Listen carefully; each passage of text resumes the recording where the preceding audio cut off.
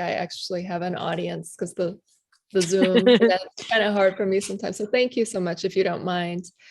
So I'm going to just start by telling you a little bit about the book and how it came to be, and then I'm going to do a reading of the book. So there were a couple of turning points in my adolescence that profoundly shaped the rest of my adult life. One of them was when I was 15. It became obvious to me that my mother had what Western psychiatry calls schizophrenia. I consulted some of the books in my high school library, and I diagnosed her myself. Nobody in my family believed me.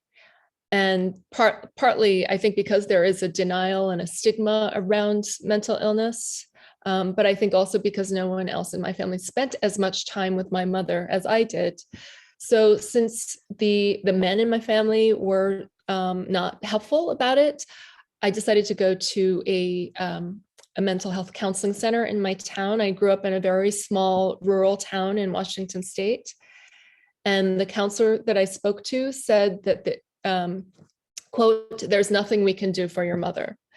So it sort of was the beginning of my sense of injustice. Like, I trace it back to that moment.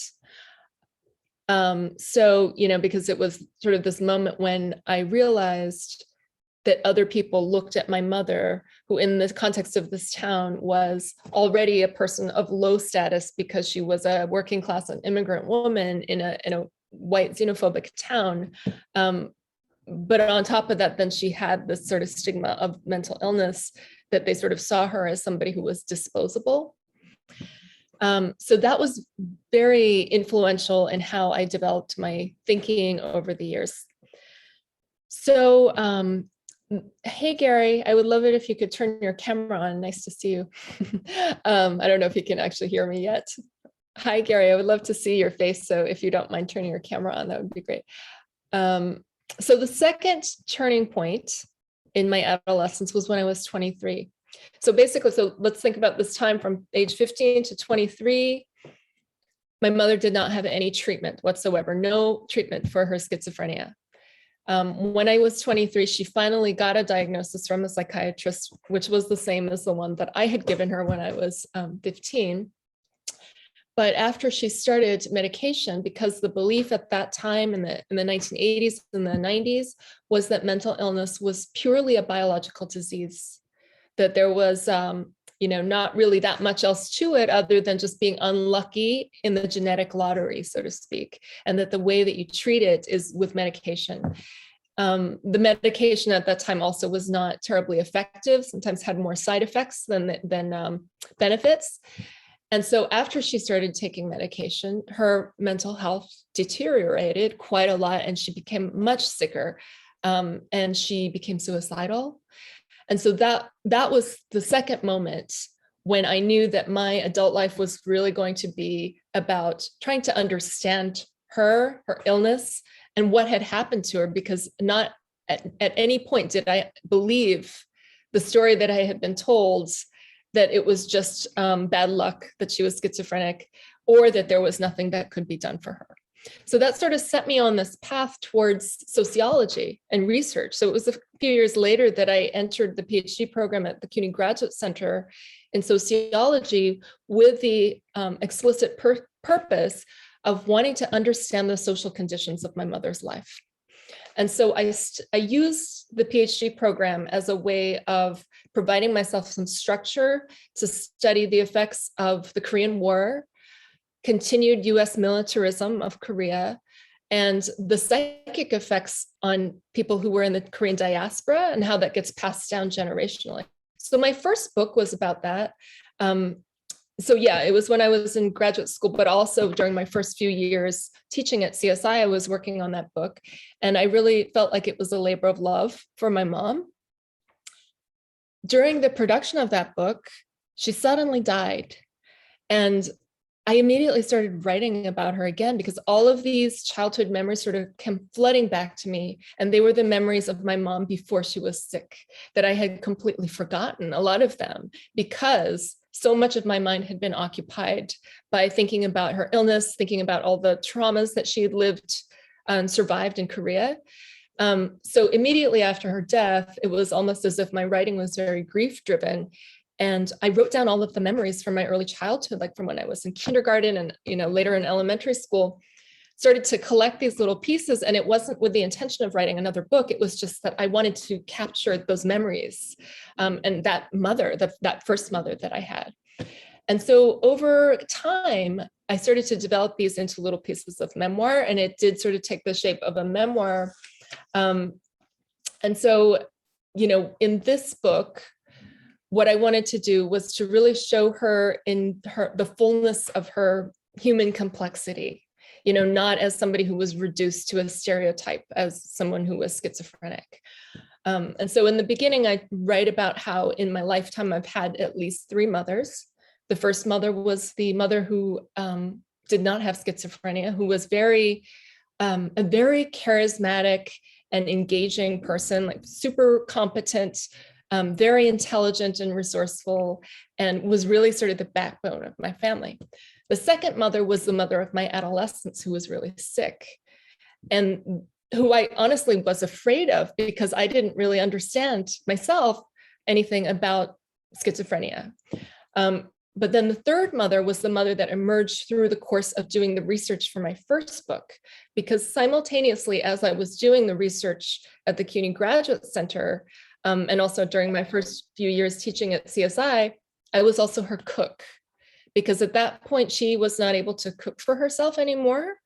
So I started to cook for her and feed her, and she taught me how to cook the recipes that my grandmother used to cook for her. So through this act of cooking and sharing these meals together, it sort of opened up a psychic doorway, let's say, for my mom to be able to talk about the past in a way that was really safe.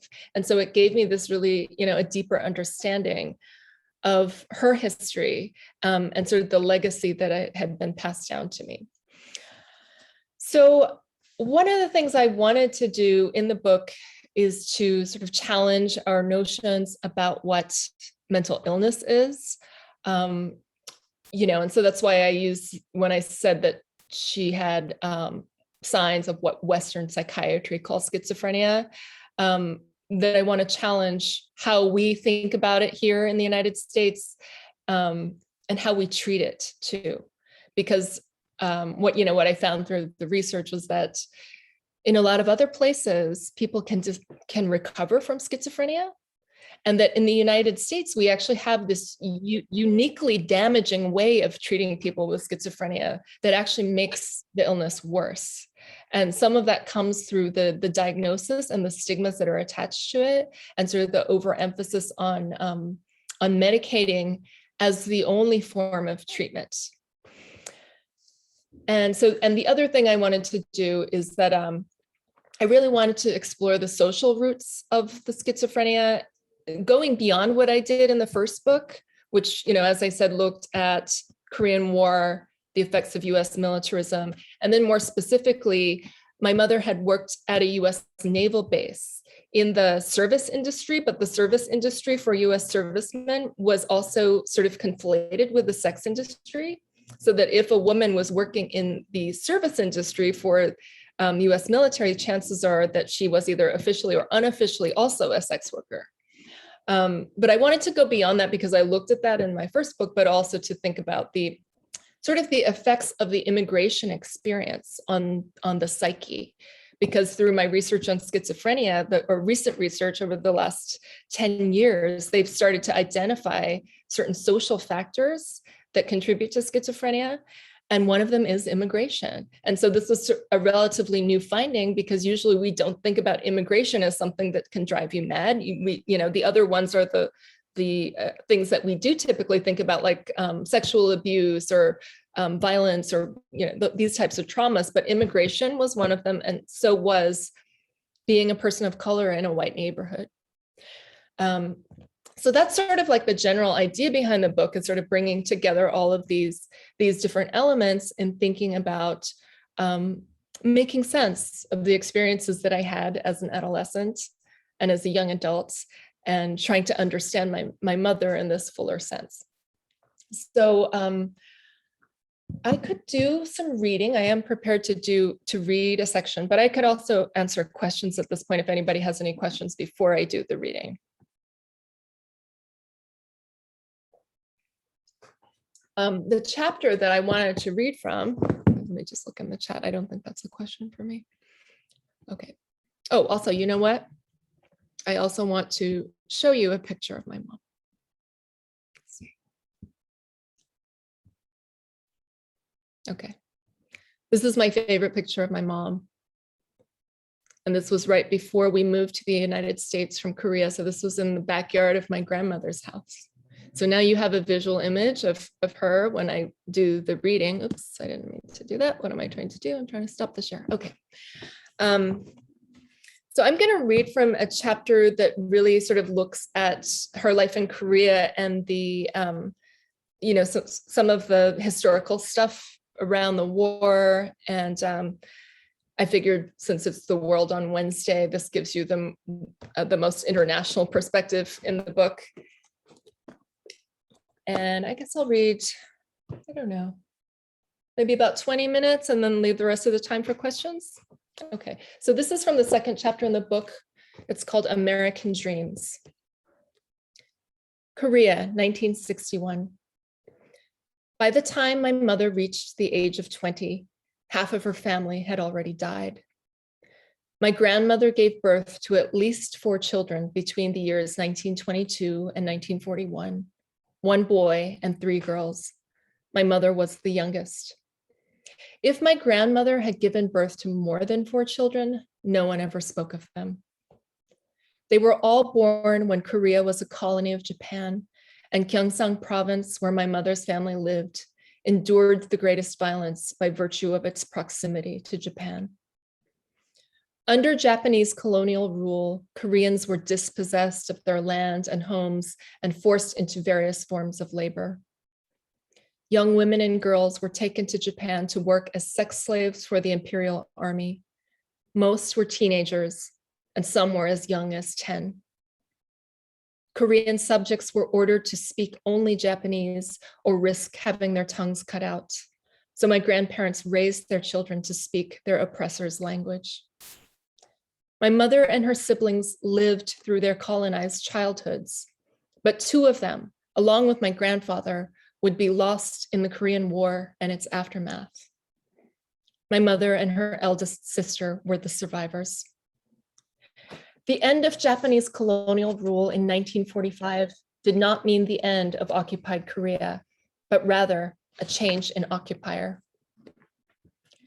In August 1945, the United States became the only country in history to use nuclear weapons, bombing Hiroshima and Nagasaki, an event later commemorated by an American holiday called VJ Day, Victory over Japan. The atomic bombs killed not only the 200,000 Japanese that the United States saw as an enemy people, but also some 20,000 Koreans, a people that the United States claimed to have liberated and saved. My mother's family was in Osaka during World War II, and so they were spared annihilation. But the United States would continue to kill Koreans in order to save them from themselves. At the end of World War II, when my mother was 4 years old, the US drew a line at the 38th parallel, dividing the country in 2 and ceding the North to the Soviets. As soon as Japanese occupation of Korea ended, American and Soviet occupation began, and Korea became the United States' first laboratory of communist containment, the first theater of the Cold War, in which an experiment in mass destruction would play out. The dead, the wounded, the motherless or fatherless, the homeless, the families permanently torn apart when the border was closed, each of these categories numbering in the millions.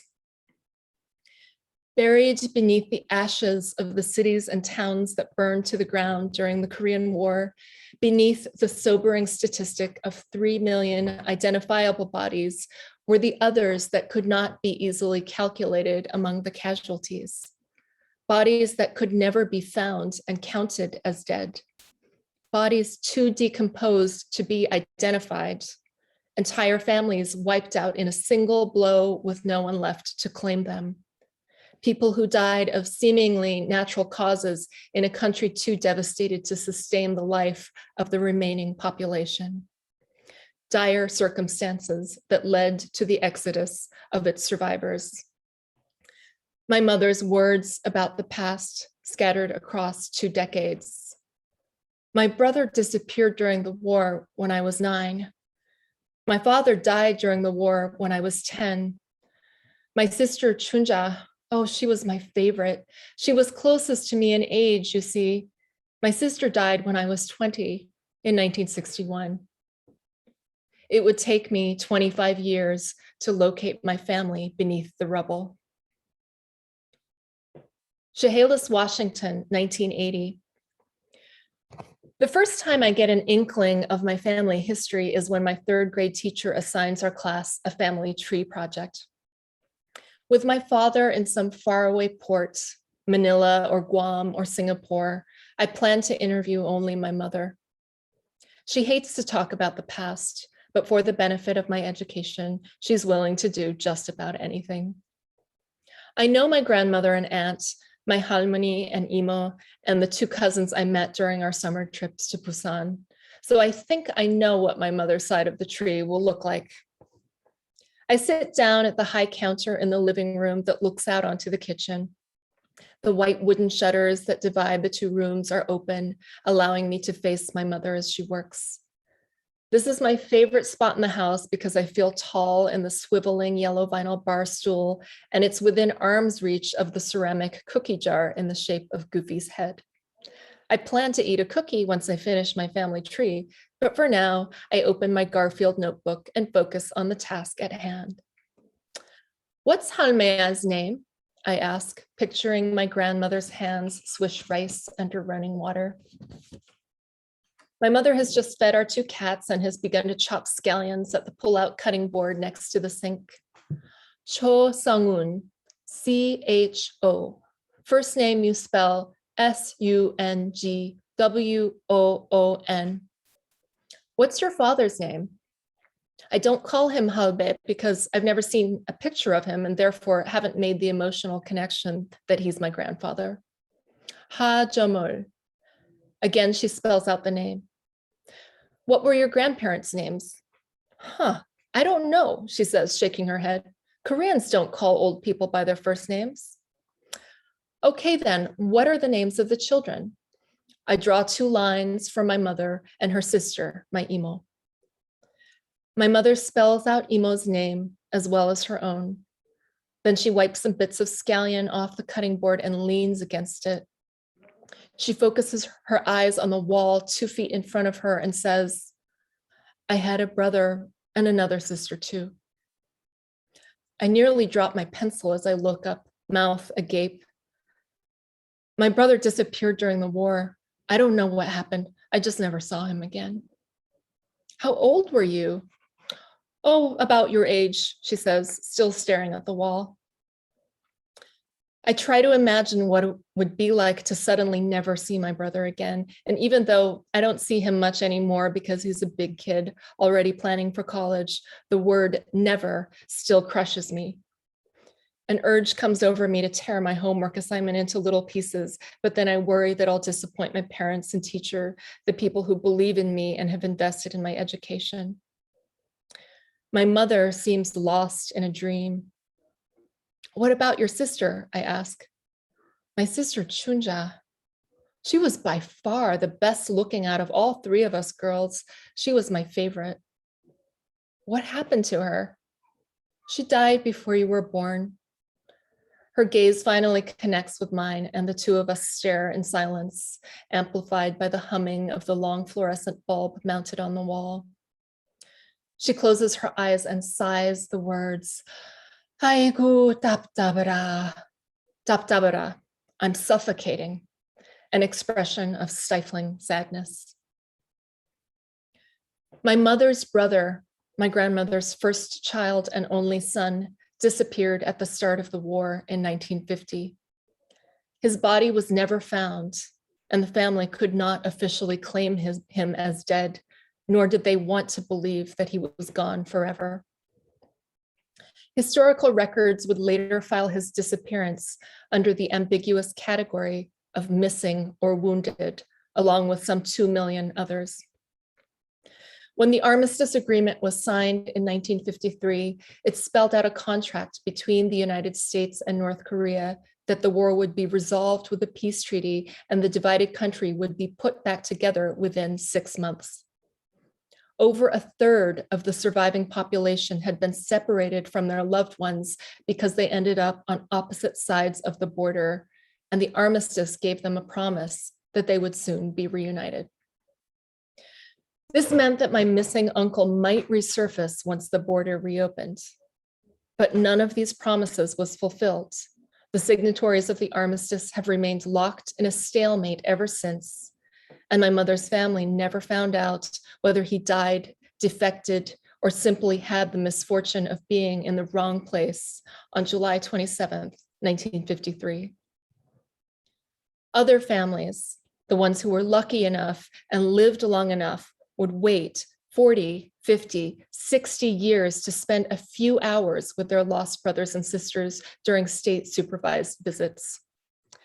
The family reunifications would begin during the 4th decade of the armistice and take place every few years as gestures of goodwill between the two Koreas, each time granting visits to a handful of applicants. For example, in August 2018, only 89 out of 57,000 applicants would meet their missing family members after more than 65 years apart. One woman, 92-year-old Lee Kum-sun, would see her son again for the first time since 1950, when they lost each other in the chaos of the war. I didn't know what to do but cry for a whole year, calling out his name. He was only 4 years old. But when my mother lived in Korea in the 1950s and 1960s, South Korean families had to act as if their missing kin were dead. If the government suspected that they had any ties to the North, even if such ties were accidental, they could have been persecuted as enemies of the state. So my family was to never again speak my uncle's name. And my grandmother took in his 5-year-old boy, Jinho, one of millions of children who lost parents to the war, and raised him as her 5th child. Natural cause: an illness or internal malfunction of the body not directly caused by external forces. For years, the only thing my mother could say about my grandfather was that he died during the Korean War. I would eventually learn that he wasn't killed by bombs or bullets, but by stomach cancer. What complicated my grandfather's illness was that all the hospitals had burned to the ground during the first 6 months of the war as part of an American policy that destroyed civilian institutions, calling them, quote unquote, military targets in the official record. By the time he knew of his cancer, there was no place left for the sick to go. The lack of infrastructure, the food insecurity, the post-war suffering of survivors would continue throughout the 1950s and into the 1960s. My mother's sister Chunja would also die of stomach cancer in 1961 at the age of 26. I would come to question not only the state of healthcare when Chunja was sick, but also what could have caused such a young woman to develop stomach cancer. I would remember the stories from my research of Koreans who survived by scavenging half-eaten hot dogs and hamburgers from the dumpsters at American military bases and wonder how much of her illness had been linked to her impoverished diet. I'd remember what my mother told me about the kinds of things her family ate during the war era. We used to catch spiders and grasshoppers, sometimes little birds, and roast them over a fire.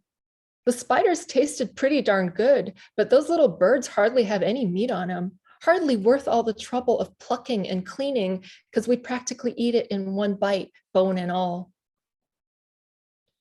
There are no pictures of my dead aunt or anyone else from my Korean family prior to the 1963 glamour shot of my 22-year-old mother in a beehive hairdo and off-the-shoulder faux fur stole and black kohl eyeliner, flashing her wide smile and dimples for the camera. I had internalized this image as the epitome of feminine beauty, so it was hard for me to imagine a sister who was more stunning than my mother. My surviving aunts would later confirm that my dead aunt was a vision of such otherworldly proportions that she could make any woman look ordinary by contrast. She would corroborate other parts of the story too, answering my broken Korean with a single word, 그래, correct. Chunja Imo died of stomach cancer? 그래. Your oppa was lost in the war? 그래. And then she would add questions of her own. Do you suppose he's still alive? He would be almost 90 now. Could he be still alive in North Korea? Princeton, New Jersey, 2006. My mother and I are sitting in her apartment eating a meal of sam, grilled meat and rice wrapped in lettuce leaves. In between bites of food, she lets loose a secret about her beautiful dead sister. My sister had 2 children, you know, boys. No, I didn't know. Where are they now? No one knows. They just disappeared. She puts the sam in her mouth and begins chewing. What do you mean they just disappeared? I wait as she chews and swallows, pushes more of the sam into her mouth, chews and swallows again until she has eaten the entire wrap in one continuous bite. You see, in Korea, children belong to their father, she says as she assembles the next piece of sam. No one knows what he did with them after she died. The thought enters my mind that they were given up for adoption and are living somewhere in America with names like Andrew and Christopher, or maybe in France, Andre and Christophe. I think about some of the adopted kids I knew growing up who were renamed Kathy, Cody, and Robert, their Korean names forgotten, replaced, their birthdays rewritten as the date of their adoption, their Korean families rendered dead through official documents, the children told to never again speak their names. At the time that I learned of my missing cousins, I had also recently researched the ways in which my own family history was implicated in the history of transnational adoption. Although it began as a rescue mission in 1954 to find American homes for Korean war orphans, it quickly turned into a substitute for social welfare and a government policy to rid the country of an unwanted population. South Korea's first president, Syngman Rhee, whose motto was "One race, one nation," publicly denounced the presence of quote unquote Yankee wives and mixed race children as a social crisis. He signed a presidential order for the placement of these children in transnational adoption as a solution to the quote unquote GI baby problem. American propaganda depicted the poor, socially rejected biracial child as the most vulnerable of all creatures to the clutches of communism, and therefore Americans would be exercising their patriotic duty by rescuing them. At the same time, Korean social workers launched aggressive campaigns to convince mothers working in the camp towns that Korea could offer nothing of value to their children and the only rightful place for them was in their father's country. And indeed, the law was structured to make it so. Children born to Korean mothers and foreign fathers would not be allowed to attend public schools or register as South Korean citizens. Long before I was born, Rhee's policies had already determined the conditions of our exile. South Korea's adoption program and American campaigns to save children from communism and the quote unquote Asian disregard for human life had become so successful that by the 1960s, Korean social workers had to expand their recruitment efforts to other marginalized populations. Single mothers and poor families of pure Korean descent became the new targets. Instead of finding homes for needy children, adoption agencies began looking for children to place in homes, thus continuing the steady supply of Korean adoptees westward. One former Korean social worker spoke openly about this practice. I misunderstood my job and thought I was supposed to make the birth mothers relinquish their children. In the minds of many Koreans, America became a mythical place where there was no poverty or racism, and anyone could make it big. In the words of one woman who gave her 2 Amerasian children up for adoption, "One time my older one came home with his trousers soaked and frozen with his own pee. Children bullied him by saying, 'You must have a big penis, let me see.'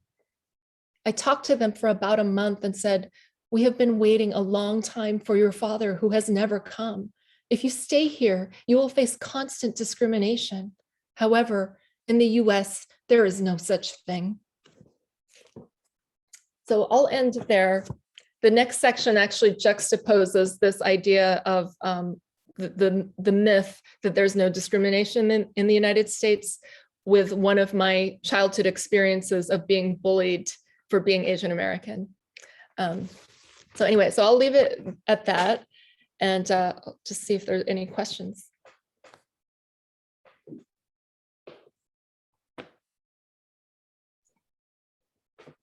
Wow, it's very eye-opening. I can imagine how you can write it with all these memories.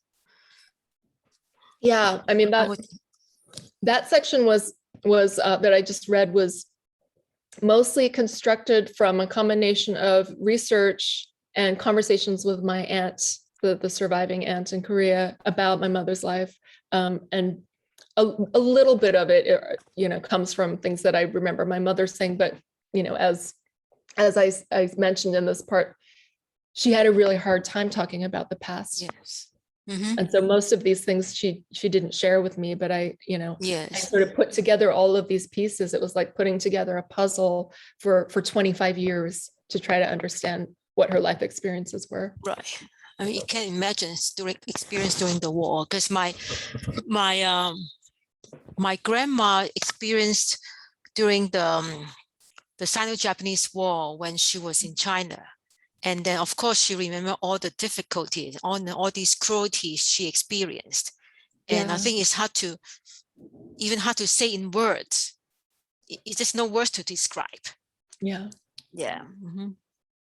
Right. Yeah. And definitely that was one of the challenges I had throughout my research, is that, for people who have directly experienced war, it's difficult to talk about, but also difficult to remember, because that's sort of a protective mechanism of the psyche to Mm-hmm. block out those memories, right. so that it's not too painful. Mm-hmm. Exactly. So that's really what drove me to do the research that I did. Mm-hmm. Does anyone have any questions?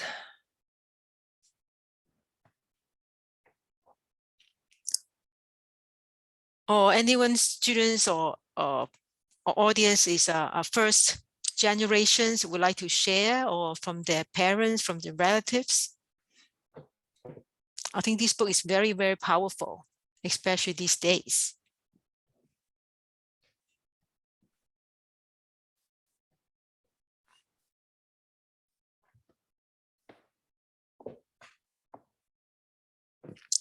So I'm going to ask Professor Cho, how long you have been stay in Korea to write this book? I didn't need to be in Korea to write the book. I think I've only, since I started working on it, I only went there once. Mm-hmm. I haven't been back for many years, actually. Mm-hmm. Yeah. Yeah, I mean, it's mostly based on secondary research that I've done, as Mm-hmm. well as writing down the memories. Right. Mm-hmm. Mm-hmm. Can I call on people to see if anybody has a question? I'm in teacher mode now.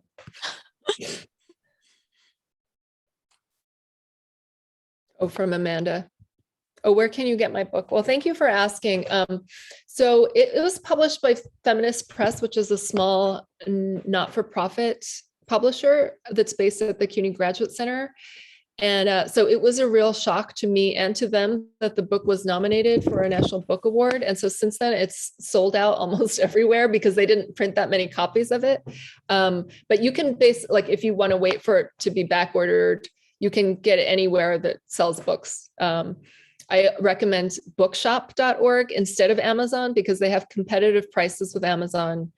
And all of their money goes to independent bookstores so that you're not just like, giving your money to Jeff Bezos for his space excursions.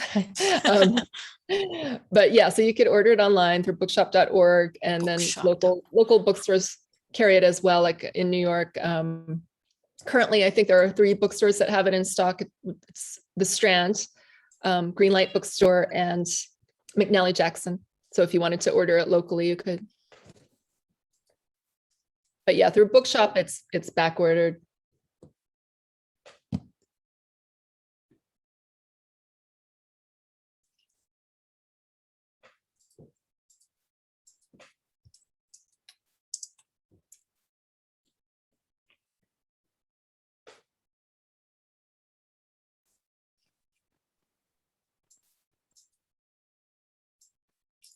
Anyone else?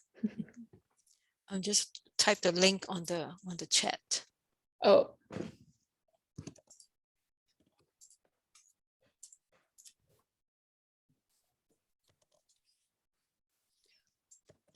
It's a local bookstore if you want. Oh, good. Yeah. So after this book, are you planning to write a different topic about the same idea, or what's your plan after this? So it's kind of crazy because like when you first put out a book, so this is something I've learned because, at CSI, most faculty who publish books are not publishing trade books, but they're publishing academic books. So with an academic book, it's a different story, but with a trade book, you spend a lot of time sort of doing these talks and events. So I actually don't have any time to write and I'm not really sure when I'm going to have time to write again, but someone from a young adult publisher has asked me to write a book for them. I'm not sure yet if I'm going to do it because currently, like I said, I don't really have time to write or to really think about it, but that might be one of my next projects. May I ask, what is a trade book? Oh, so that it's for a general audience rather than an academic audience. Oh, okay. I saw a question, and after writing your book, did you feel emotional when you read it for the first time? Did I feel emotional as I was reading it? Oh, Right. Yeah. So it's interesting because the process has been that I've had to read through the manuscript, maybe 10 times over the last couple of years with all the different revisions and editing. And yeah, it's very emotional. It's like, so it's very interesting because some people ask me if writing this has helped me to heal, but it's an interesting question because I don't think of healing as being in a state without pain. I think of it more in relation to being able to come closer to the pain. So, and just being more comfortable with vulnerability. So actually, every time I read it, it is very painful, and especially some of the parts that are really about not just the injustices that my mother faced, but I have a couple of chapters that really sort of dive into the feelings that I had when she first died. So yeah, it's very emotional to read it. I see. So there's a question, from Gary.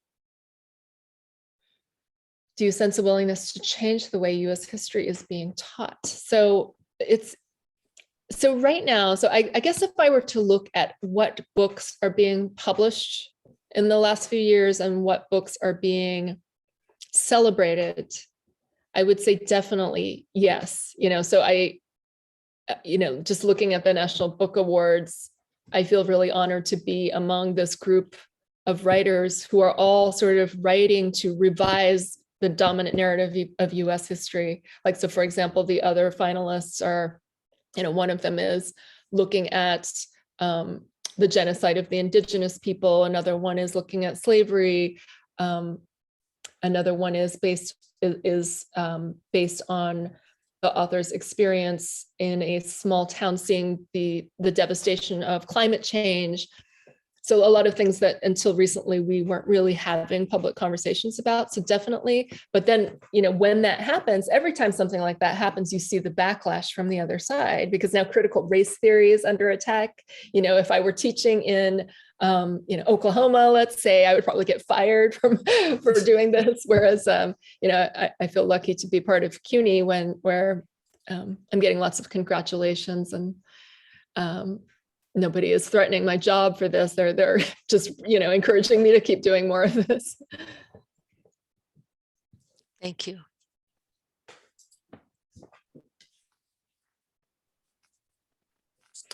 Did you miss the beginning of my talk, Jennifer? So it was it's what made me decide to write it. It was really just coming out of the sense of grief that I had when my mother died.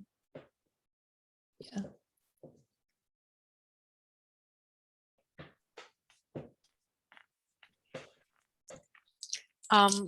If you have no other questions, I'm going to close this presentation. And thank you, Professor Cho, for giving us this very in-depth about this book. Thank you very much for sharing. Thank you so much. Yes, and as I said, if students would like to have a CC crew, I'm going to post the link again, and you can complete the form and then forward back to me. It's actually to me already. Okay, and our next week, well, on Wednesday, same time, 12:20 on November 3rd, it will be about the Fulbright US student program opportunity. And it's a wonderful, prestigious program for students. Hope you can join us. So thank you very much again, Professor Cho, and hope to see you around. Thank you. My pleasure. Bye. Bye, Gary. Bye. I'll stay here a few minutes in case you have some questions. Mm-hmm.